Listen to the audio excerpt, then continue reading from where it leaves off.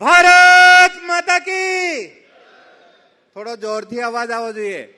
ભારત માતા કી ઇન્કલાબ ઇન્કલાબ લડેંગે લડેંગે. આજ રોજ દાહોદ જિલ્લાના લીમખેડા મુકામે હાથીદરા ગામે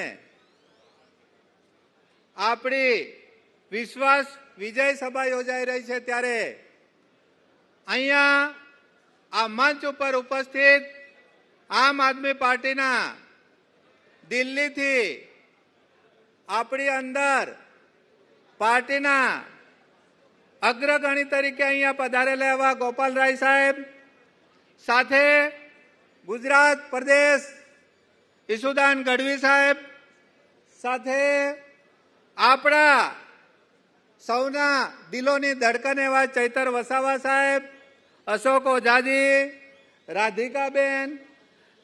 અહીંયા આપ સૌ જાણો છો કે વિદ્યાર્થી યુવા નેતા યુવરાજસિંહ જાડેજા પણ અહીંયા ઉપસ્થિત છે, સાથે જિલ્લા પ્રમુખ રાકેશભાઈ, તમામ પાર્ટીના આગેવાનો અહીંયા ઉપસ્થિત છે. તમે અહીંયા પાર્ટી માટે તમારો સમય કિંમતી કાઢીને અહીંયા આવ્યા છો એ બદલ હું વડીલો, આગેવાનો, યુવાઓને, બહેનોને દિલથી, મારા હૃદયથી આભાર માનું છું. નમસ્કાર. જરાક જોરથી બોલજો. હું બોલાડું છું નમસ્કાર તો બોલજો. બોલવાના છો ને? આપ સૌને નમસ્કાર. આવું ધીમે ધીમે નમસ્કાર નહીં હલાય. કેજરીવાલ સાહેબ આવી રહ્યા છે. નમસ્કાર. હા, હવે લાગે છે કે આમ આદમી પાર્ટી તૈયાર છે. સાથે સાથે અહીંયા આપણી આ મંચ ઉપર થોડી જ વારમાં કેજરીવાલ સાહેબ, આમ આદમી પાર્ટીના સંયોજક, કન્વીનર અને સાથે પૂર્વ મુખ્યમંત્રી દિલ્હીના, એમની જોડે પંજાબના સીએમ સાહેબ ભગવંત માન પણ પધારી રહ્યા છે. એમનો આપણે હૃદયથી, દિલથી આભાર માનીએ છીએ. મિત્રો અહીંયા જે આયા છે અને એમને બધાને ખબર છે ઘણી બધી આ ભાજપના ષડયંત્રના કારણે રોકવામાં આવી રહ્યા છે, રસ્તાઓમાં રોકી રહ્યા છે, પૂછવામાં આવી રહ્યું છે. આ જે સભા છે એ સભા 3 જગ્યાએ બદલવા પડી છે.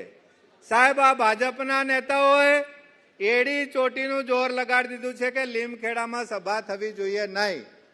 એના માટે જે હસ્તેશ્વર જે મેદાન છે તે પણ આપણને મળવા દીધું નથી. એની પછી ખેડૂતોનું જે ખેતીની જે ખેતીલાયક જમીન છે એની પણ આપણને પરવાનગી મળવા દીધી નથી. અહીંયા આ જે સભા યોજાઈ રહી છે ત્યાં આપણા આમ આદમી પાર્ટીના કાર્યકર એવા પ્રભાકરના ભાઈ જયસિંહભાઈ ડાંગીની આ જમીન છે, તેમની જમીનમાં આપણે સભા કરી રહ્યા છે. આ અત્યાચારી ભાજપના લોકોની સામે તમે અહીંયા આવ્યા છો. તમારી પર મને વિશ્વાસ છે. અડગ મનથી લડજો. આ ભાજપ વાળાનો સત્યાનાશ થવાનો છે. શું થવાનું છે? સત્યાનાશ. એનું કશું બાકી રહેવાનું નથી. આ તાલુકા પંચાયત, જિલ્લા પંચાયત એ આપણી સ્થાનિક સ્વરાજની ચૂંટણી છે. એના માટે પાર્ટીએ તમામ પ્રકારની કવાયત કરી નાખી છે.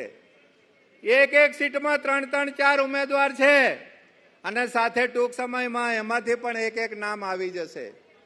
તો જે પણ લડવા વાળા યુવાનો છે એમને મારી ખાસ વિનંતી છે, આપ સૌ મહેનતથી લાગી જજો. મારા માટે ભાષણનો ટાઈમ ટૂંકો છે. આપણે બધા દાહોદ જિલ્લાના છીએ. આપણે સતત મળતા રહીશું. વડીલો પણ આપણને 2 બોલ કહેવાના છે, તો થોડા પ્રોત્સાહનથી, અવાજથી જે સાહેબ આપણને સૂચના આપે એ ઘરે ઘરે પોકાડજો. આટલું કહી હું મારી વાણીને વિરામ આપું છું. ભારત માતા કી, ભારત માતા કી. એક બીજો નારો છે આપણો દાહોદનો, હું બોલાડીશ. જય ભવાની, ભાજપ જવાની. જય ભવાની, જય ભવાની. આપ સૌને નમસ્કાર. જય માતાજી.